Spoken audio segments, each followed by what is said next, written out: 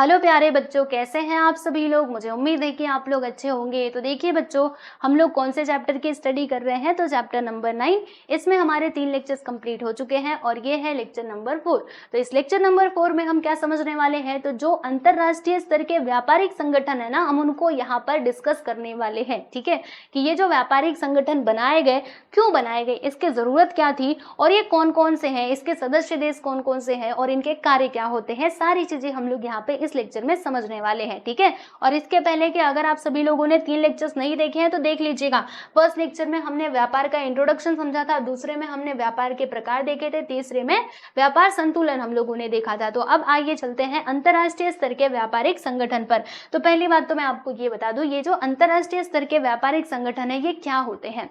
तो देखिए, जैसे स्थानीय तौर पे कोई संगठन बनाया जाता है, वैसे ही अंतरराष्ट्रीय स्तर पे भी संगठन बनाए जाते हैं। ठीक है, कई संगठन होते हैं बराबर। जैसे कि हमारा वर्ल्ड बैंक है, वर्ल्ड बैंक मतलब पूरे विश्व का बैंक है, जो क्या करता है, जैसे मान लो किसी देश को चाहिए लोन, है ना, ऋण चाहिए, तो वो क्या करते हैं, वर्ल्ड बैंक से जाकर के वहां से लोन लेते हैं। समझ आ रहा है, यानी वो पूरे देशों को क्या करता है, लोन देने का काम करता है। तो वर्ल्ड बैंक क्या है, वो एक संगठन है ना, पूरे देश की देखरेख कर रहा है। अगर किसी को पैसे की जरूरत है, फंड चाहिए, तो वो देता है। ठीक उसी प्रकार से व्यापारिक संगठन भी होते हैं, वो स्थानीय लेवल पे भी होते हैं और इंटरनेशनली यानी कि अंतरराष्ट्रीय लेवल पर भी होते हैं। ठीक है, तो अब इसकी जरूरत क्या थी, तो देखो बच्चों, आप लोगों को बताती हूँ। जैसे जो हम देश के अंतर्गत वाला जो व्यापार देखते हैं, जो एक ही देश की सीमा में हो रहा है, वो तो सुलभता से हो जाता है, उसमें कुछ ज्यादा समस्याएं निर्माण होती नहीं है।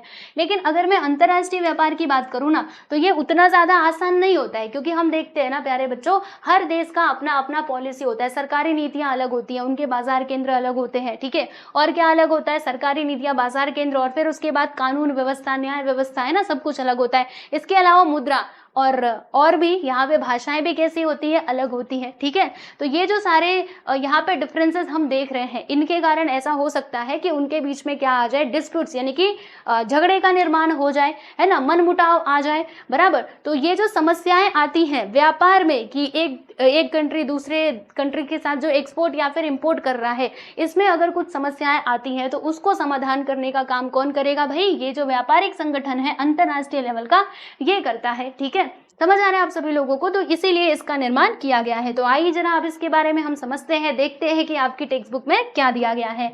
तो अंतरराष्ट्रीय व्यापार की प्रक्रिया स्थानीय स्वरूप के व्यापार की अपेक्षा कठिन होती है, मैंने आपको बता दिया।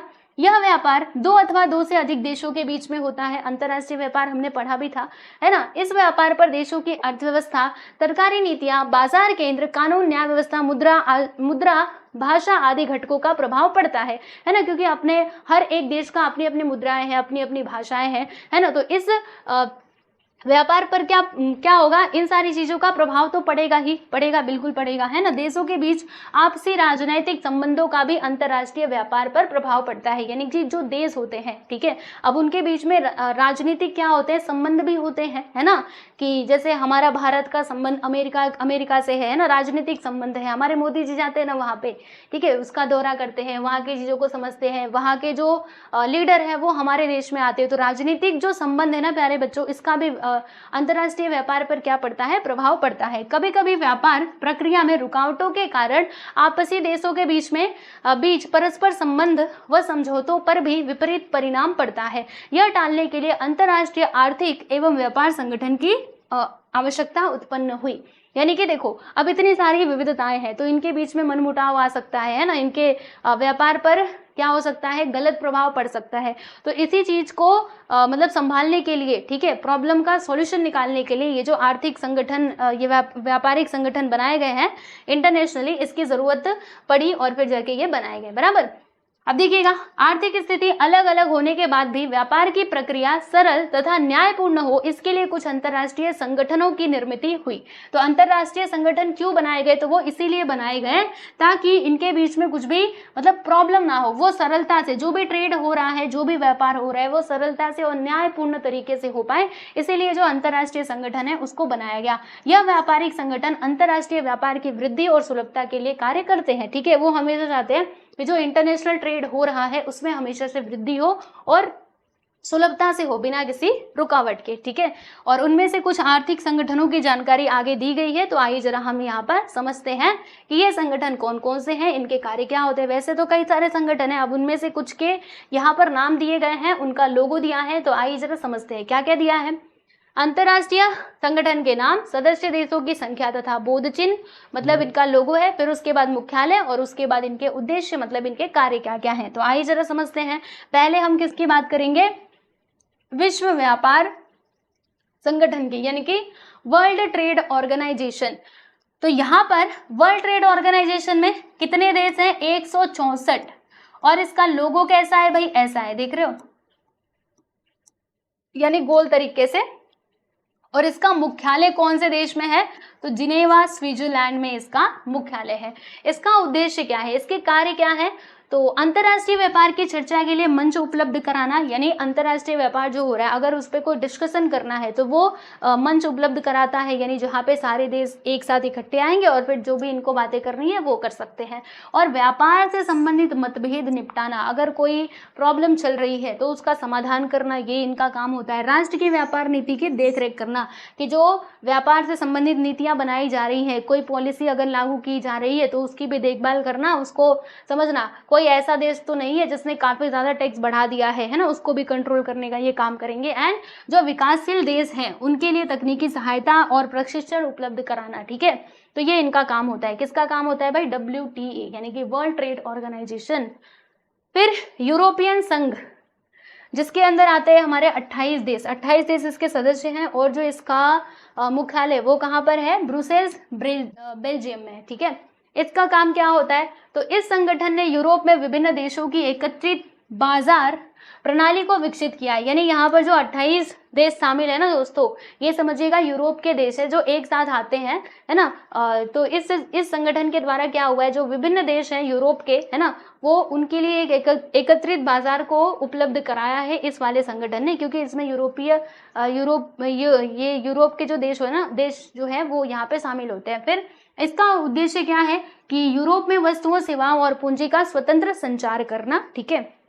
वस्तुएं और जो सेवाएं हैं वो स्वतंत्र तरीके से एक दूसरे तक पहुंच पाए, तो ये इनका उद्देश्य होता है। और सभी देशों ने वस्तुओं का लेन देन करते समय सभी वस्तुओं का कर रद्द किया है। यानी कहने का मतलब क्या है, ये जो इसके 28 सदस्य हैं ना प्यारे बच्चों, अगर इन देशों के बीच में कोई लेन देन हो रहा है, व्यापार हो रहा है, तो यहाँ पर कर नहीं लिया जाता। सबसे बड़ी बात ये है। अब अगर कर नहीं है तब तो और आसानी से ट्रेड हो पाएगा, बस जो सामान की कीमत है वही ली जाती है, कर मतलब टैक्स नहीं लिया जाता। तो ये एक फायदा है यहाँ पर।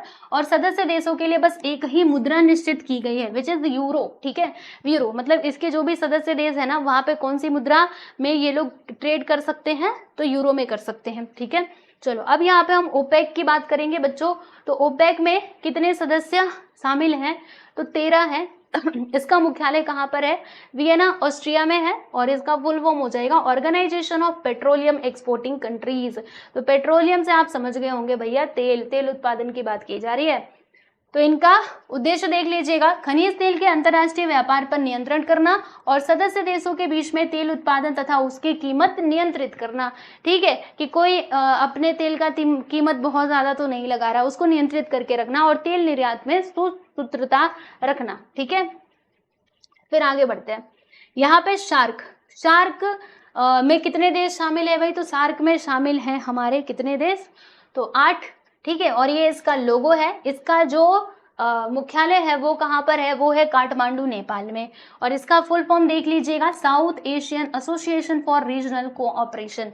इसका मेन मोटिव क्या होता है, तो दक्षिण एशिया के देशों की समान समस्याएं समझते हुए उनके समाधान के लिए उपाय निकालना। यानी जो हमारे दक्षिण एशिया के देश हैं, दक्षिण एशिया देश मतलब क्या, जो हमारा एशिया महाद्वीप है उसके दक्षिण में जो भी देश आते हैं, तो उनकी जो सामान्य मतलब अगर कोई कॉमन प्रॉब्लम है तो उसका सॉल्यूशन निकालना, ठीक है।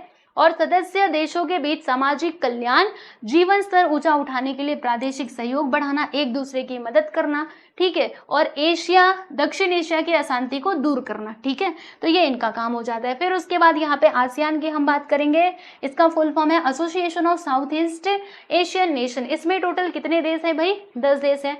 इसका जो मुख्यालय वो कहाँ पे है, जकार्ता इंडोनेशिया में है, राइट।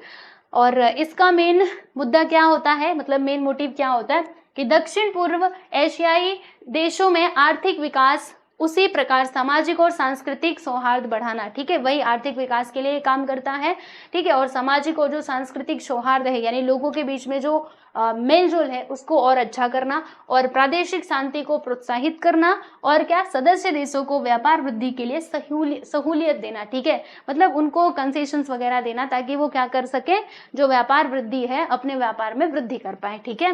फिर यहाँ पे हम आपेक की बात करेंगे, ये था हमारा वो ओपेक था, ये आपेक है, APEC, Asia Pacific economic cooperation, जिसका लोगो ये है। इसमें टोटल 21 देश शामिल है और इसका मुख्यालय कहाँ पर है प्यारे बच्चों, सिंगापुर में है, ठीक है।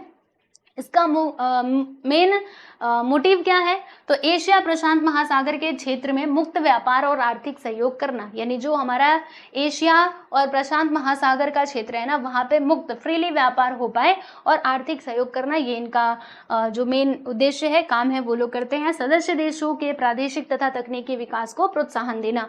फिर यहाँ पर लास्ट में आ जाता है हमारा ब्रिक्स, BRICS, ठीक है, जिसमें कौन कौन से देश शामिल है भाई, B for Brazil, R for Russia, I for India, C for China and S for South Africa. इसका जो मुख्यालय वो कहाँ पर है, शांघाई चीन में है। अब इनका कार्य क्या होता है, तो संगठन के देशों की अर्थव्यवस्था वृद्धि के लिए निधि उपलब्ध कराना, यानी जो भी इसके यहाँ पे इस संगठन, इसके 5 सदस्य होते हैं, याद रखिएगा, ठीक है। तो इसमें जो भी सदस्य देश हैं उनकी अर्थव्यवस्था की वृद्धि के लिए, बढ़ाने के लिए उनको आर्थिक रूप से सहयोग देना है ना, फंड्स अवेलेबल करवाना, आपस में आर्थिक सहयोग बढ़ाना और आर्थिक सुरक्षा मजबूत करना, ठीक है। तो ये इनका काम होता है। समझ में आया आप सभी लोगों को? तो ये है हमारे कुछ संगठन, अंतर्राष्ट्रीय स्तर के व्यापारिक संगठन, जो मैंने आप लोगों को यहाँ पर बताया। वैसे तो और भी संगठन है, लेकिन अभी आपको बस इतना ही पढ़ना है। और अगर हर एक संगठन के बारे में पूरा डिटेल में पढ़ने लग जाओगे तो पूरा एक पेज भर जाएगा, एक नहीं दो पेज भर जाएगा, ठीक है, कि इसकी स्थापना कब हुई, कैसे हुई, कौन कौन से देश शामिल है, कैसे है, क्या है, वो सारी चीजें। पर अभी आपको उतना पूरा डिटेल में पढ़ना नहीं है, जितना पढ़ना था मैंने आपको बता दिया है। तो इसको आप एक बार रिवाइज कर लेना अच्छे से। देखो, एशिया महाद्वीप कहाँ पर है, ये जो आप देख रहे हैं ना, ये हमारा एशिया में आ जाता है। फिर उसके बाद यहाँ से हमारा जो यूरोप है वो चालू होता है। वैसे तो आपको पता ही होगा, ठीक है, समझ में आया। और ये America, north America, south America, right.